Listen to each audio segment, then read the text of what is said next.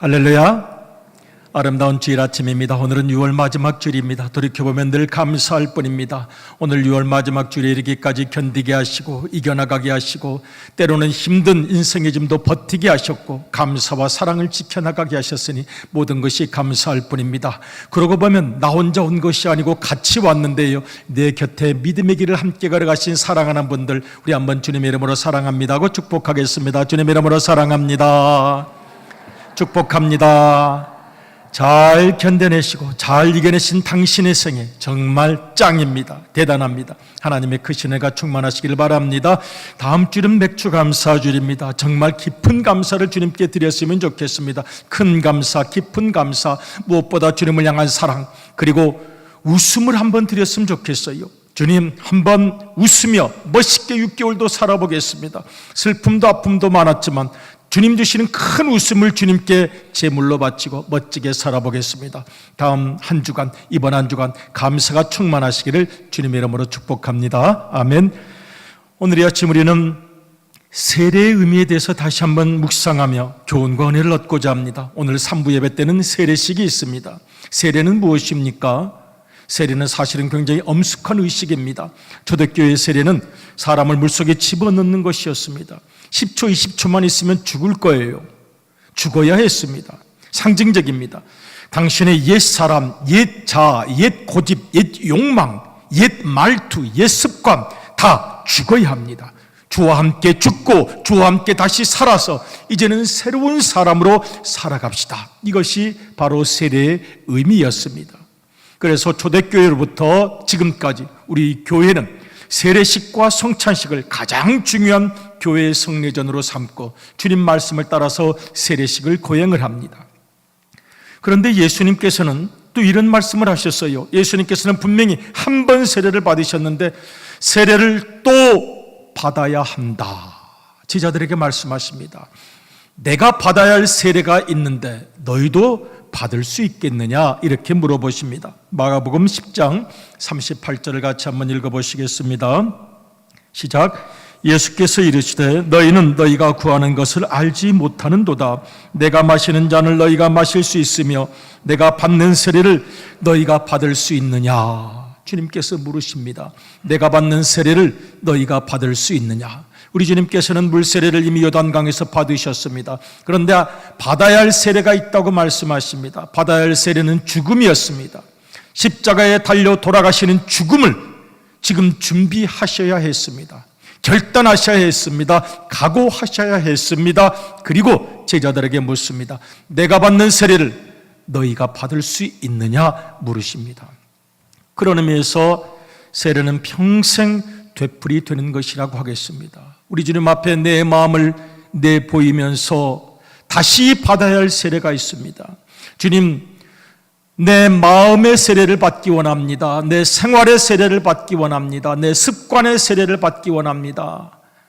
내 감정이 세례를 받기 원합니다. 내 언어가 세례받기 원합니다. 내 표정이 세례받기 원합니다. 내 인생 전체가 다시 세례받기 원합니다. 너무 오염되어 있고 너무 때묻어버리고 너무도 세상에 모든 타락한 것들에 혹시 길들여져 있다면 주님, 다시 세례받기 원합니다. 이런 고백이 우리 주님 앞에 드려져야 할 것입니다. 그런 의미에서 세례는 평생 계속되는 것입니다. 우리의 심령 속에 혹시 굳어버린 마음, 굳어버린 언어, 짜증스럽고 불평이 가득한 내 표정을 어느 날 발견했다면 그래서 기도가 필요합니다. 주님, 다시 세례받기 원합니다. 성경은 이 물세례뿐만 아니라 성령 세례를 이야기를 하고 있습니다. 베드로가 사도행전 8장을 보면 사마리아를 요한과 함께 갔습니다. 그런데 거기 있는 교인들이 믿는다고는 하는데 뭔가 이상합니다. 뭔가 영혼 깊은 곳 속에 주님을 만난 경험이 느껴지질 않았습니다. 예수님께서 십자가에 달려 돌아가신 그 통증을 경험했던 세례가 아니었습니다. 내면 깊은 곳의 세례를 받은 것이 아니었습니다. 아직도 속에 숨겨진 자아는 그대로 남아있다고 보았습니다. 성격이 변화된 세례도 아니었습니다. 그래서 베드로와 요한이, 여러분 성령으로 세례 받아야 합니다라고 뜨겁게 그들에게 안수하자 성령 충만의 사건이 일어났다고 말씀합니다. 나중 사도행전 19장을 보면은 사도 바울이 북쪽 지방을 전도하다가 에베소에 있는 제자들을 만나는데 또 이상해요. 그들에게 예수 그리스도를 만난 깊은 순수한 고백이 느껴지질 않았습니다. 형식은 아는데, 습관은 있는데 성령 세례 받은 자의 진실함이 느껴지질 않았습니다. 역시 바울이 간절히 안수하고 기도하자 그들이 성령 충만을 받게 됐다는 이야기를 사도행전 19장은 우리들에게 증언합니다. 사도 바울이 그래서 사도행전 11장을 보면 이렇게 고백하는 장면이 나타나요. 같이 한번 읽어보겠습니다. 시작. 내가 주의 말씀에 요한은 물로 세례를 베풀었으나 너희는 성령으로 세례를 받으라 하신 것이 생각났노라. 아멘. 유대인들은 세례를 받았다고 하는데 내면의 변화가 없습니다. 인격의 변화도 언어의 변화도 없습니다. 그런데 고넬료는 이방인이었는데 성령 충만의 세례를 받자 그의 영혼이 순결해졌습니다. 내면이 세례를 받았기 때문입니다. 영혼 깊은 곳 속에 세례를 받고 주 예수 그리스도의 은혜를 내 마음으로 모셨기 때문입니다.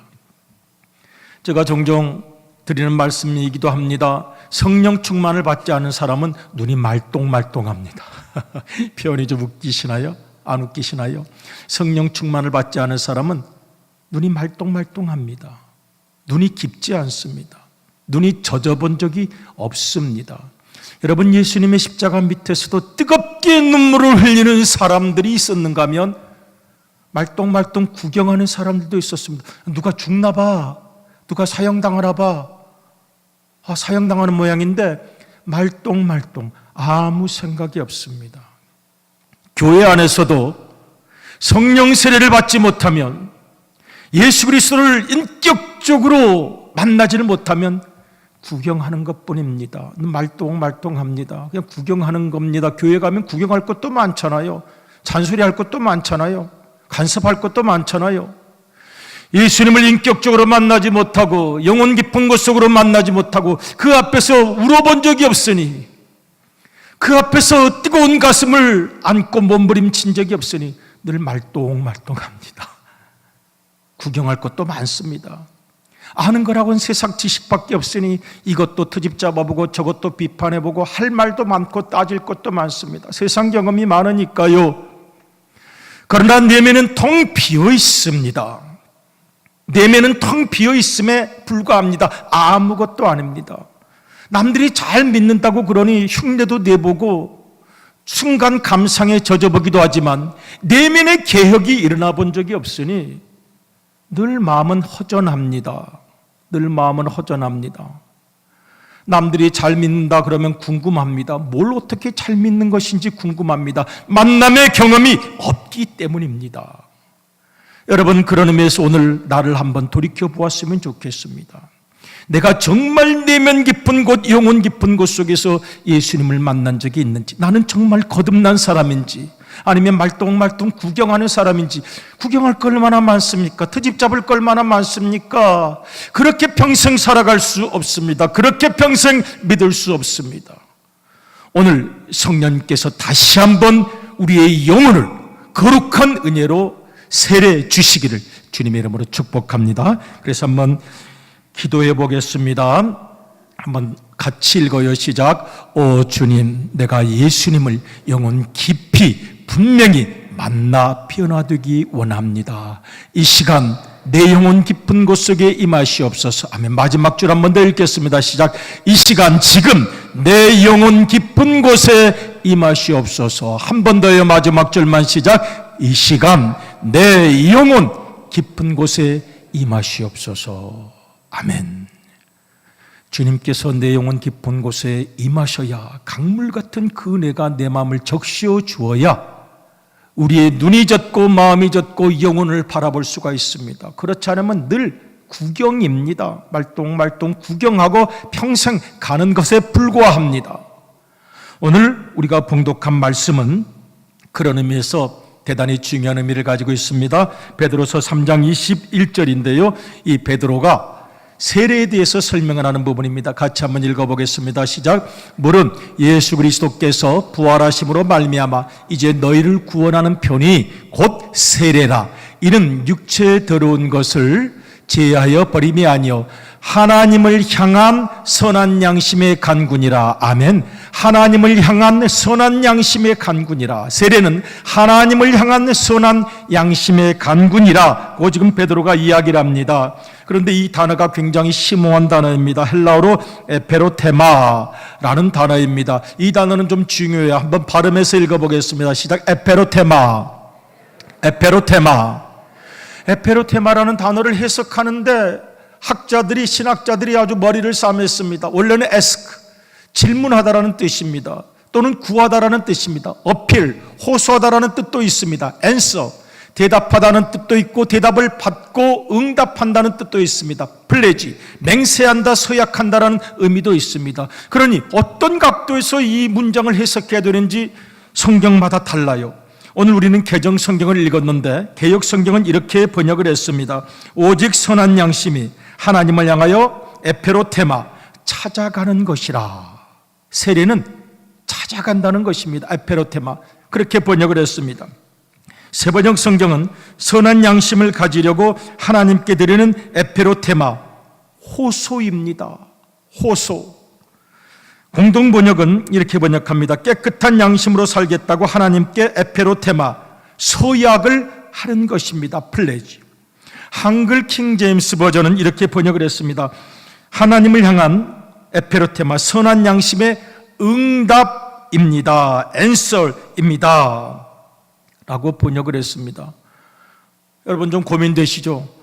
아니 성경 말씀이 딱 하나로 번역이 되어야지 어디서는 응답이라 그리고 어디서는 호소한다 그리고 어디서는 찾아간다 그리고 어디서는 서약한다 그리고 어떤 걸 따라야 합니까?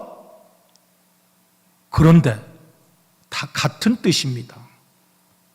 사실은 다 같은 뜻입니다.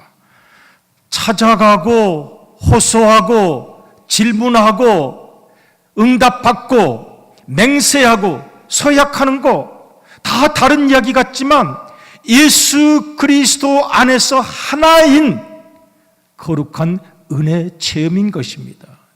이것을 우리가 분명히 마음속으로 기억할 필요가 있습니다.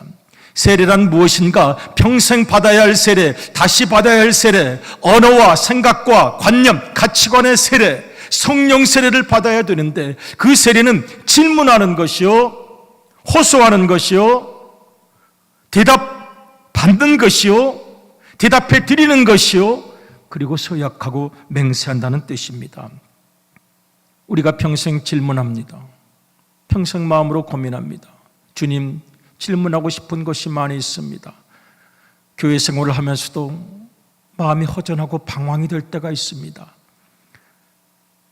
제 평생 사랑받기 원하고 인정받기 원하고, 그런데 그것이 충족되지 않는 것 같아서 늘 마음에 방황이 있습니다. 피해의식인가요? 질문해 봅니다. 결핍의식인가요? 질문해 봅니다. ask. 강박관념인가요? 집착인가요? 질문해 봅니다. 주님께서 answer, 대답하실 수도 있겠죠. 누구에게 그렇게 인정받기 원하는데? 부모님에게? 그런 것도 같습니다. 목사님의 사랑, 인정? 그런 것도 같습니다. 남편에게? 예, 그런 것도 같습니다. 아내에게? 그런 것도 같습니다. 그런데 사랑을 못 받은 거야? 못 받은 것 같습니다. 그러면 평생 누구를 한번 정말 사랑해 본 적은 있고, 그래서 질문하고 호소하고 대답을 듣고 대답하고 그리고 결단하는 것이라고 하겠습니다. 세례받은 자, 믿음의 길을 걸어가는 자는 끊임없이 묻는 것입니다. 물으며 고민하며 하나님께 나아가는 것입니다. 우리가 정말 찾고 있는 것이 무엇입니까? 우리는 정말 무엇을 향해 우리의 마음을 쏟아 가고 있는 것입니까? 제가 청년 때 자주 부르던 복음성가 한번 불러볼래요? 불평불만과 환멸 가득한 이 세상에 너는 무엇 위에 사는 것? 참된 자유와 평화 너는 맛보았는가?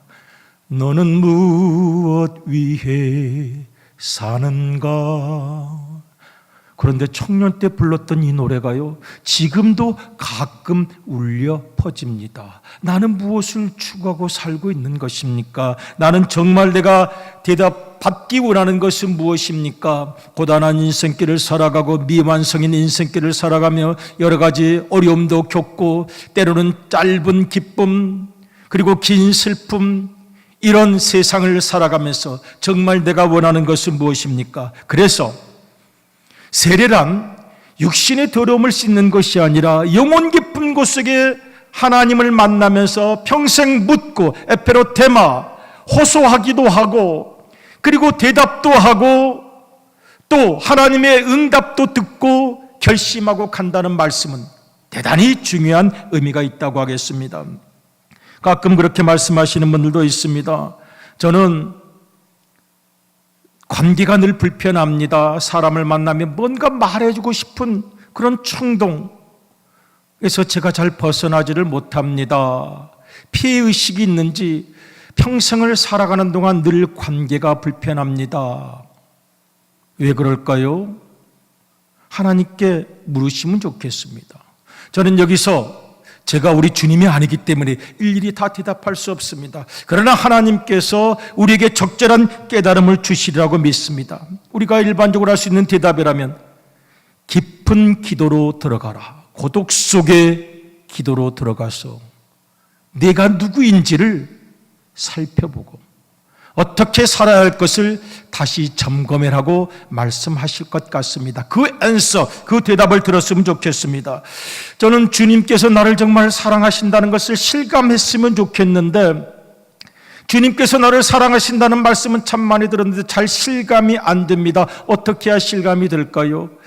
여러분의 마음의 예민함이 필요합니다. 시끄러운 소음이 아니라 고독 속에서, 고요함 속에서 주님과 나와 1대1로 서서 주님 정말 나를 사랑하심을 내가 느끼기를 원합니다. 알기를 원합니다. 영혼 깊은 곳 속에 영적 순례의 길을 걸어가면서 주님께 부르짖으시면 반드시 주님께 소리를 품어주시고 사랑하시는 것을 경험하게 될 줄로 믿습니다. 여러분, 때로는 말합니다. 신앙생활하면서 교회 생활을 하는데도 왠지 고독하고 왠지 외롭습니다. 당연한 일입니다. 그게 뭐 신기한 일이겠습니까? 항상 웃기만 하겠습니까? 사랑이 깊으면 외로움도 깊어질 수가 있습니다. 그러나 그때 주님의 말씀을 붙잡는 것입니다. 주님께서 그 아들 독생자 예수 그리스도를 이 땅에 보내주신 그 사랑만큼은 변할 수가 없기에 그 사랑을 믿고 다시 일어나 그 누군가 방황하는 영혼을 내가 한번 사랑해보는 것입니다. 그때 치유가 이루어집니다. 고독하다고 외롭다고만 말하지 말고 나보다 더 외롭고 고독한 영혼들을 치유하고 사랑하는 일, 어쩌면 그때 우리에게 진정한 치유가 이루어질 수도 있을 것입니다. 저는 성령 충만 받은 것 같은데 교회 주차할 때 말 안 들으면 화가 나요. 그건 어떻게 하면 좋은 거예요? 교회 주차할 때 창문도 안 열고 내가 무슨 봉사하는 사람인데 사람 위에 사람 없고 다 존귀하고 열심히 봉사하는 줄도 모르고 말도 안 듣고, 근데 저 성령 받았거든요. 근데 화가 왜 나죠? 감정 관리를 한번 잘해보면 어떨까? 아마 주님께서 말씀하실 것 같아요. 저는 왜 싫은 사람이 자꾸 눈에 밟힐까요? 인격 관리에 실패한 거 아닐까? 인격 관리 잘 되고 있는 거야? 대답해 주실지 모르겠어요. 저는 사람들의 눈치가 자꾸 보이는데요. 자꾸 사람들의 눈치가 보여요. 혹시 해야 할 것을 하지 않고 있는 것은 아니지. ask. 하나님께 묻습니다.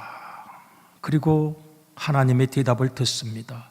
내용은 깊은 곳으로 들어가는 것입니다. 그래서 개역 성경은 평생 하나님께 묻고 때로는 호소하고 때로는 질문하고 때로는 대답을 받고 그리고 다시 한번 결심하고 나아가는 것이라고 설명합니다. 여러분, 그것이 진정한 의미에서의 성령 세례라고 말할 수가 있을 것입니다. 그 세례, 날마다 예배 시간마다 내 평생 되풀이되어야 합니다. 정직한 질문, 진정한 대답 들으면서 내 인격이 더욱 깊어질 것입니다. 때로 묻습니다. 주님, 정말 주님께서 나를 사랑하신다면 왜 이렇게 어려운 일이 있습니까? 고난이 있습니까? 어려운 대답, 쉽지 않은 대답입니다. 다만 확실한 것은 있습니다. 예수 그리스도를 십자가에 달려 돌아가시게 하기까지 그것이 증거입니다. 그것이 사랑입니다. 그리고 그 사랑은 변할 수가 없습니다. 여러분, 아멘이십니까? 지금은 다 해석하지 못합니다. 그러나 하나님의 나라에 가면 알게 될 때가 올 것입니다. 우리 인생이 그렇게 긴 인생이 아닙니다. 그러나 영원한 나라의 생애는 영원하고 깊고 아름다운 것, 이 땅을 살아가는 동안 얼마나 행복하시겠습니까? 얼마나 많이 성공하시겠습니까? 때로는 아픔도 고난도 지나가지만 그 영혼을 품어주시는 주님의 사랑이 있기에 우리가 다시 묻고 결심하고 나아갈 수가 있다고 하겠습니다. 오늘 우리가 하나님께로 나아가면서 주님의 은혜로 생각과 감정이 세례받아 이제는 사랑을 전하는 충성된 종이 되기 원합니다 하고 한번 고백해 보았으면 좋겠습니다. 한번 따라서 해보실래요? 주님의 은혜로 생각과 감정이 세례를 받아 이제는 사랑을 전하는 충성된 종이 되게 하소서. 아멘. 지난 수요일 날 찬송가를 하나 배웠습니다. 그런데 그 찬송가를 작사한 한국인 목사님께서 작사 작곡을 하셨는데 그 아들도 목사님이셨는데 40살 때 하나님께로 병 때문에 돌아갔습니다. 그러니 부모가 너무도 마음이 아팠습니다. 부모가 너무 마음이 아파서 늘 울고 지냈습니다. 그리고 아들이 죽은 지 한 7년쯤 지나서 또 아들의 생일날 부부가 예배를 드리는데 너무 마음이 슬퍼요. 그래서 눈물이 왈칵 쏟아졌습니다. 그러면서 하나님께 어필을 물었을 거예요. 하나님, 너무 슬픕니다. 왜 그러셨습니까? 왜 그러셔야 했습니까? 그러다가 그 목사님은 대답을 받았습니다. 그 영원한 나라를 바라보라. 그 영원한 나라를 바라보라. 그곳에서 영생 복락을 누리고 있는 너의 아들을 바라보라. 살아있는 날 동안 크고 작은 이런 일들에 일희일비하지 말고 영생을 바라보면서 오늘을 열심히 살 것이다. 그래서 그분은 눈물로 찬송을 작곡 작사를 했습니다. 오늘 우리가 함께 그 찬송을 부를 텐데요, 그 아드님 목사님의 따님이 우리 할렐루야 성가대에 지금 앉아있는 증인입니다. 그리고 그 모든 슬픔과 고통을 극복하고 질문하고 대답을 받은 이의 거룩한 생애가 있습니다. 사랑하는 믿음의 가족 여러분, 물세례 한 번 받은 것으로 끝나는 것이 아닙니다. 평생 내 언어가 세례받고 감정이 세례받고 생각이 세례받고 표정이 세례받고 내 의심이 세례받으시고 그리하여 성령 충만함으로 눈물도 고통도 이기시고 승리하는 믿음의 생애를 살아가시기를 주님의 이름으로 축복합니다. 아멘. 우리 256장 찬송 같이 부르시